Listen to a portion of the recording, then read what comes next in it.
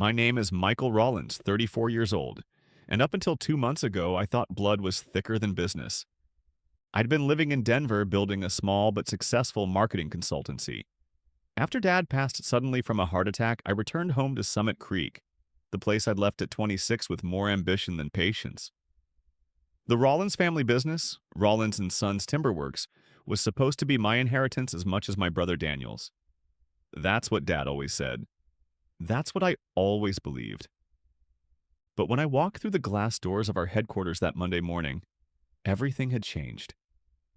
"Mr. Rollins," said the new receptionist with a confused smile, "do you have an appointment with Daniel?" I blinked. "I am Mr. Rollins, Michael, his brother." "Oh, of course." She stood up, flustered. "He's in a meeting." A meeting I wasn't invited to. A room I used to walk into freely. The office had changed too. Sleeker furniture, different layout, even a new logo. All traces of Dad's style were gone. His wood-carved desk, the trophy wall, the dusty bookshelf of leadership books, all replaced by minimalism and chrome. Daniel emerged from the boardroom in a tailored navy suit I didn't recognize, flanked by two young execs who looked like they'd been pulled from a tech startup. His eyes landed on me, and for a moment there was surprise. But it passed quickly. "Mike," he said, voice tight. "Didn't know you were coming today." "I texted you last night." "Right, been slammed. Let's talk in my office." I followed him inside, trying to ignore the strange feeling in my chest. This wasn't a reunion. It was an onboarding, and I hadn't received the email. He closed the door and leaned against his desk. "Look, I appreciate you coming back. I know Dad would have wanted you here, but things have changed. We've modernized a lot in the past few years." "I can see that." He nodded. "We had to move fast after Dad died. The company couldn't afford a leadership vacuum. I stepped up." I assumed we'd both step up, like we always talked about. There was a pause. "Mike, you've been gone a long time. You left before Dad named anyone formally. The board needed someone decisive. I became CEO. It wasn't personal." I swallowed. "So where does that leave me?" "You're welcome to stay on," he said. "There's a role in operations. We need help with supplier relations." "Supplier relations?" "I have an MBA and 8 years of business development under my belt." Daniel spread his hands. "It's a start. Trust has to be rebuilt. With the team, with the board, you understand?" But I didn't, because Daniel wasn't offering me a partnership. He was offering me a cubicle. For the next 3 weeks, I played the good soldier. I showed up early, shook hands, smiled through gritted teeth as Daniel introduced me to vendors like I was the new guy. And worse, no one pushed back. Most of the staff I remembered were gone, laid off, retired, or simply nudged out in Daniel's modernization drive. What remained was his loyal inner circle. My sister-in-law Lauren dropped by one evening. "You okay?" she asked quietly as we cleaned up after Sunday dinner. "Just getting used to the new world order," I said. She gave me a look. "It's not you, it's Dan. He's different ever since your dad died, like he has something to prove." I looked at her. "Prove to who?" She hesitated. "Maybe to himself." Back at work, I tried to introduce new marketing strategies, suggested a digital rebranding campaign, even offered to reconnect with old clients I'd brought in before moving away. Daniel either dismissed my ideas in meetings or praised them publicly, then had someone else rework them behind the scenes. Slowly, the message became clear. Stay in your lane. Then came the quarterly financial review. I wasn't invited to the meeting, but managed to peek at a draft slide left on the printer. It showed massive expenditures labeled consulting fees, external, and vendor acquisition, discretionary. But we hadn't acquired any new vendors, and no consultants had been introduced. That same day, I received a message in my inbox. No name, just a generic email. He's hiding something. Start with the closed books from Q1 last year. Look at the new subsidiary. I stared at the screen. Something clicked. Daniel wasn't just trying to keep me out of the business. He was hiding something. Something he didn't want anyone to find. And I was done playing the good brother. I sat in my old bedroom that night, the same one I'd grown up in, now stripped of posters and replaced with cardboard boxes and old photo albums. On the desk was my laptop, open to the company's internal server, one Daniel had clearly underestimated me enough not to revoke access to. Start with the closed books from Q1 last year, the email had said. I clicked through archived folders until I found a subfolder labeled Q1 Financials 2022 IRCH. It was password protected, but not very creatively. After 2 guesses, Rollins Legacy and Summit Creek 2022. I cracked it with Daniel 2020. Inside, the report looked polished, too polished. The top sheet showed steady growth, positive net income, and healthy operating margins. But something was off. Under vendor development, a line item listed $287,000 paid to Creekside Logistics LLC. I'd never heard of them. A quick search revealed they'd been incorporated in January 2022. Registered agent?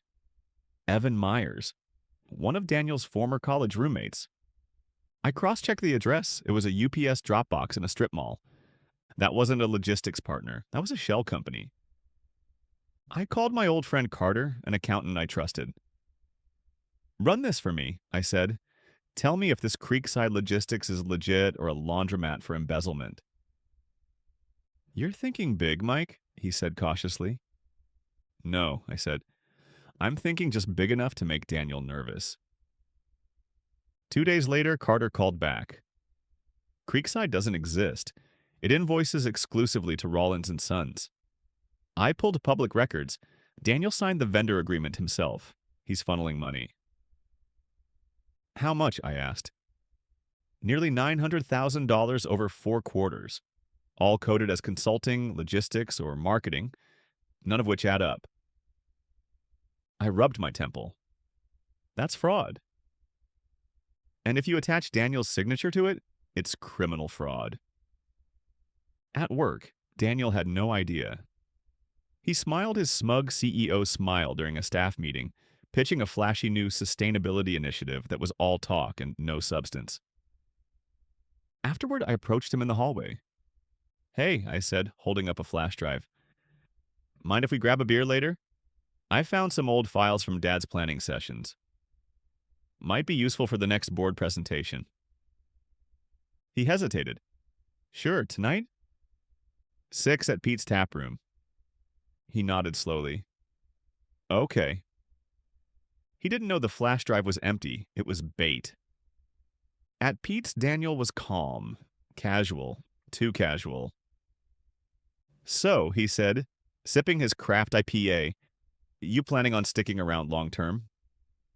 I might, I replied, if there's room. There's always room for family, he said smoothly. Funny, I said, because I don't feel like family. I feel like a liability. His smile didn't falter, but his eyes narrowed just slightly. What are you getting at? I leaned in. Creekside Logistics, Evan Myers, $900,000. He froze, then recovered. I don't know what you think you've found, but I found enough, I said. Enough to make the board nervous. Enough to interest the IRS. Hell, enough to call the DA if I wanted. Daniel set down his glass hard. You'd destroy our family over a few budget lines? No, I said. I'd protect what's left of it. But I'm giving you a choice. His eyes flashed. You're bluffing. I slid a folder across the table. Carter's printout, financials, public records, bank routes. He didn't even touch it. What do you want? He said, voice low. I want my half. Co-ownership. CFO title. Full transparency moving forward. You come clean to the board, reclassify the funds, repay what's left, or I take this public. You'd ruin everything Dad built just to punish me? No, I said quietly. You did that when you forged his signature on the last shareholder memo. Daniel's face turned pale. Yeah, I said. I found that too. He didn't agree that night, but 3 days later, I got an email from the company lawyer. Daniel had submitted an amended ownership agreement listing me as co-executive partner and full CFO. A board meeting was scheduled. An internal audit was underway. It wasn't redemption, it was damage control. Still, I took the offer, because power wasn't just an exposure, it was an access. But the trust, that was gone. And the real fallout hadn't even started. I never wanted to be CFO, not like this. The boardroom that once felt like a legacy now felt like a crime scene. Daniel sat across from me at our first joint leadership meeting since the transition, as the company lawyer so gently called it. He looked polished, rehearsed, but older, not in age, in weight, the kind of stress that eats you from the inside out. We're moving forward as a united team, he said to the board members, most of whom didn't dare ask too many questions. With Michael stepping in as CFO, we'll strengthen our compliance protocols and ensure fiscal transparency. I smiled slightly. Yes, we'll be reviewing all vendor agreements and past expenditures. I caught the twitch in his jaw. The board nodded, relieved at our professional tone. No one wanted scandal, just stability. Their money was tied to this company surviving, not unraveling. But I wasn't interested in survival anymore. I wanted the truth. Back in my new office, the one Dad used to use, I began digging through archived emails and internal memos. Daniel had tried to delete some, but he wasn't as tech-savvy as he thought. In one email, I found an old message thread between Daniel and our lawyer, dated just a few weeks after Dad's death. Attached was a forged, amended shareholder memo with a digital signature placed over Dad's name. The metadata confirmed it had been added after his passing. It was clear. Daniel had faked Dad's final business decisions, giving himself full control and ownership under the pretense of acting in the company's best interest. I wanted to scream, to confront him, to call Haley, my girlfriend, and vent about everything. But I kept it in, because I needed to be smarter than him. I needed a plan. The next twist came unexpectedly. I was meeting with our senior bookkeeper, Janet, when she mentioned something offhand. Oh, and I've flagged the payout transfers for next week. One of them looks strange. What do you mean? She pulled it up. A $42,000 performance bonus wired from a side account I hadn't authorized. The recipient? Tanner McGowan, our former warehouse manager. Tanner doesn't even work here anymore. Exactly, Janet said. He left 6 months ago.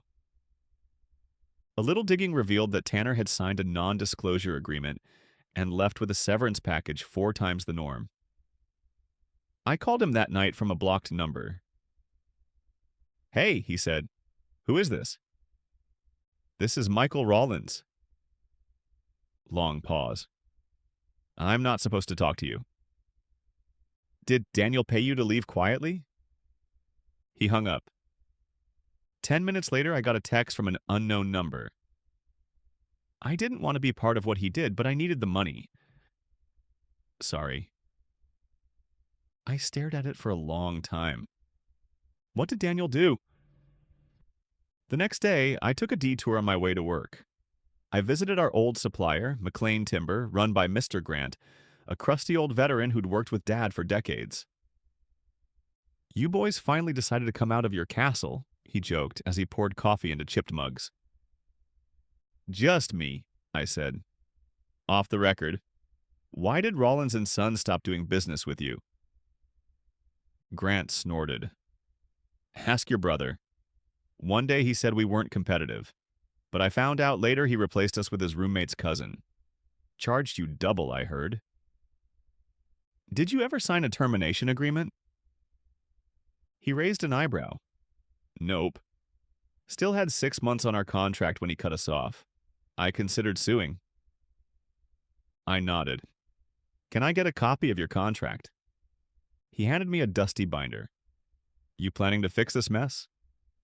Trying to, I said. Back in the office, I lined up the pieces. Daniel forged a leadership memo. He funneled money to a fake vendor. He paid hush money to an employee who found out.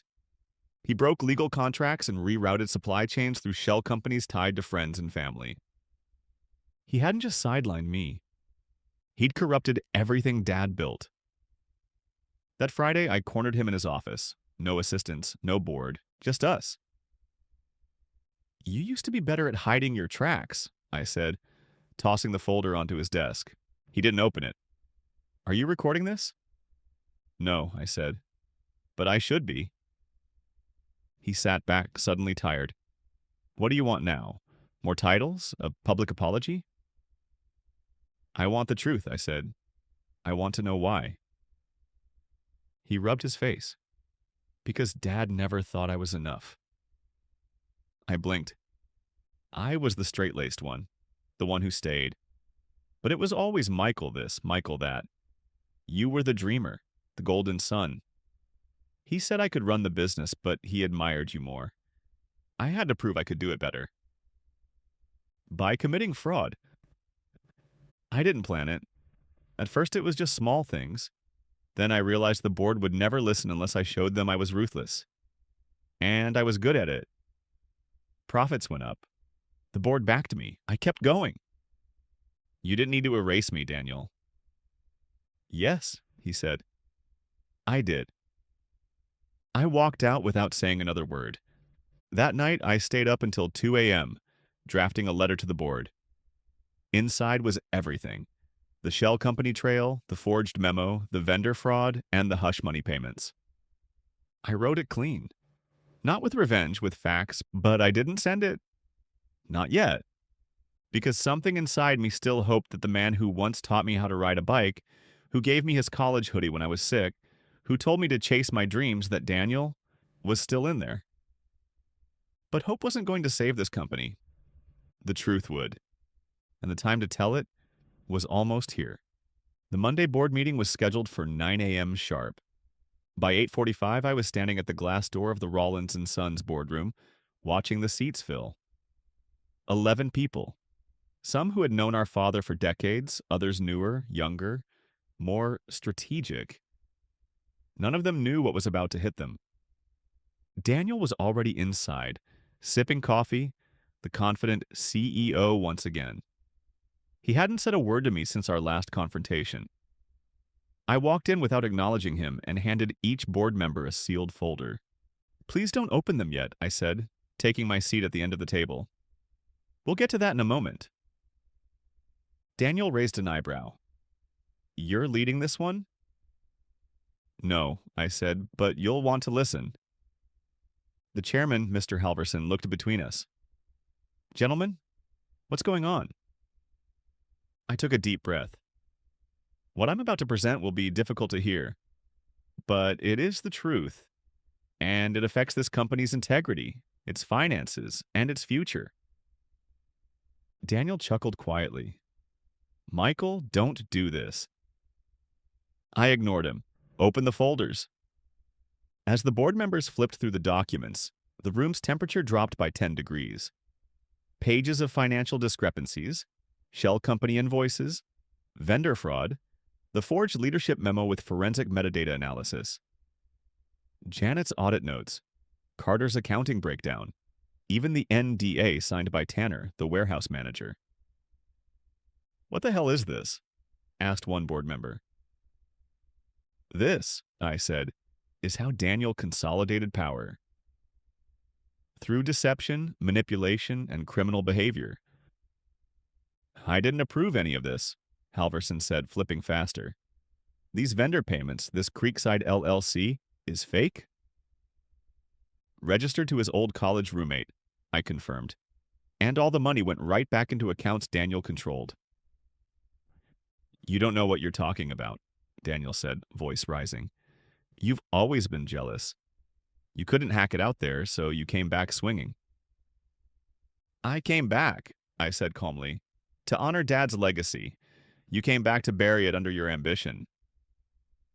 The room fell silent. Then Halverson spoke. We're calling an emergency vote, he said, already tapping on his iPad.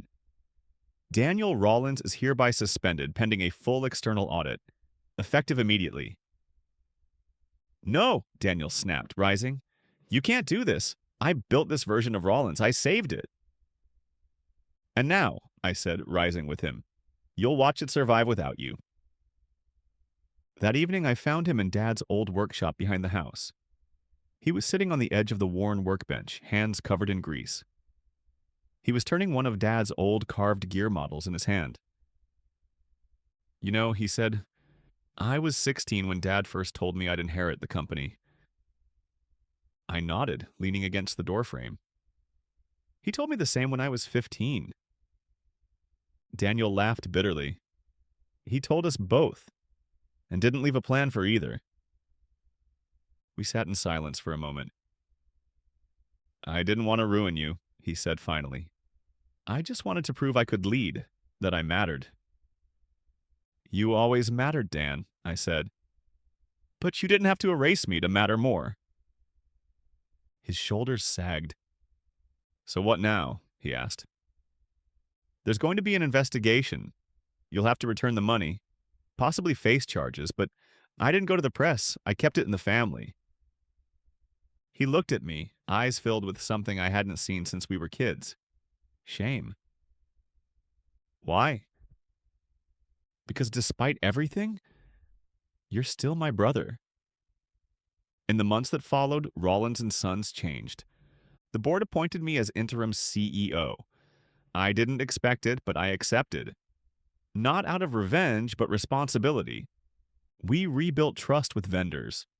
Rehired the few employees Daniel had quietly ousted.